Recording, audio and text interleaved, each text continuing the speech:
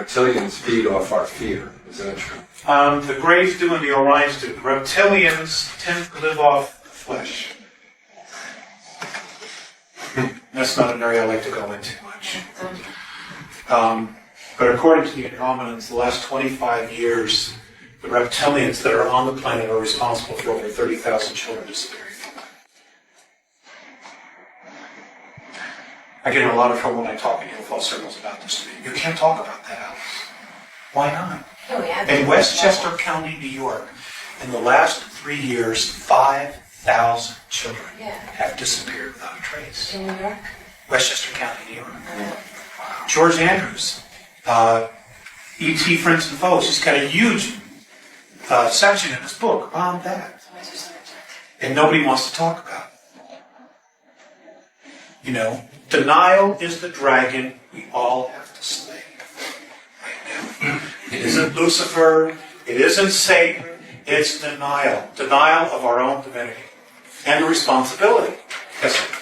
Is the missing people or children who disappeared just Draconians or other races taking children just for other purposes to take them back? Greys have done extensively taken children as well. A lot of them are on their motherships. A lot of the children were taken to Phobos, which is also an artificial satellite. And they've been experimented on. The planet as a whole, over 100,000 people a year vanish without a trace.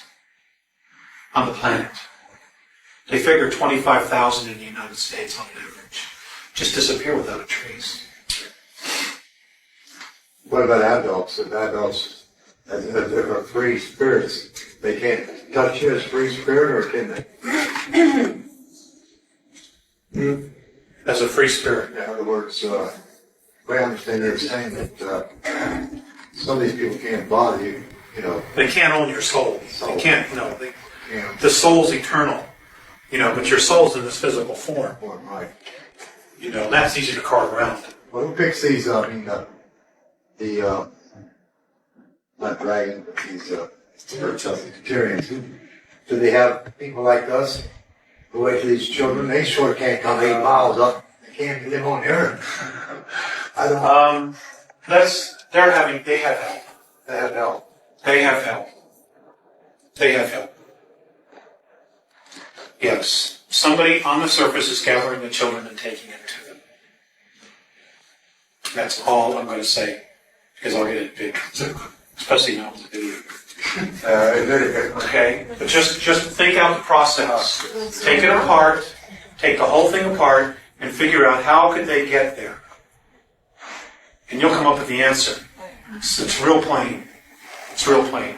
And who stands to benefit by giving them? Children. And they like children. Let's change to another subject. That's the one I don't like to deal with. Okay,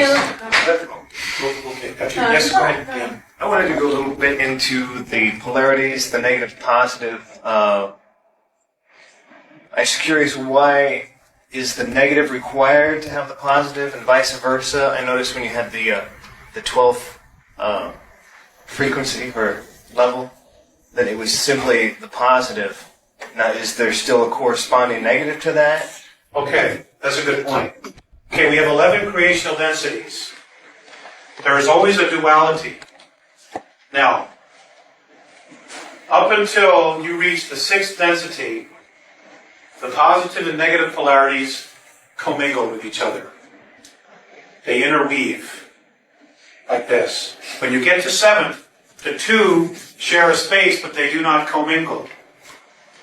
Now, since I've not been to 7th density, all I can give you is what's been explained to me. The two can coexist simultaneously in the same space, but at the same time, they're not commingled. In other words, if I'm a negative soul and you're a positive soul, you will see what I'm doing, but whatever I do will have absolutely no effect on you. None whatsoever, even though it's in the same space. Where here on Earth, I can do something to affect your reality. Okay? Which leads me into another thing. Folks, we're told in metaphysics, we're taught in metaphysics, that you are responsible for everything in your life. that you absolutely positively create your own reality. Part of that is true, but there is such a thing as a violation of free will. There is. If there was no such thing, there'd be no karma. If there was no violation of free will, there would be karma. Is that something that's, It's a blind. is it something that's opposed though, or is it something that's... No, we're taught it's a metaphysical blind. And the whole purpose is to get you to take responsibility for what somebody else does to you, which lets them off the hook. Now this belief system was of course started by the ETs themselves, because they've been messing with us all this time. All this time. They're the ones responsible for creating religions. Literally. Literally. And it was to divide and separate us. At one time, we all spoke the same language on the planet. And the last time we all spoke the same language, the language was the Tamil language of India. That was the one language we all spoke. But we got too powerful. Remember the movie Stargate? You guys seen the movie Stargate? Yes. People came together and rebelled against the gods. There's so much truth in that movie, you have no idea. So much. Well, this is what happened. So they split us up. And all the languages that we have on the planet now are derivative of extraterrestrial languages. They taught us languages they already knew, as opposed to just creating up words. So all of our languages are extraterrestrial, virtually all of them. The original root languages are ET. They're alien languages.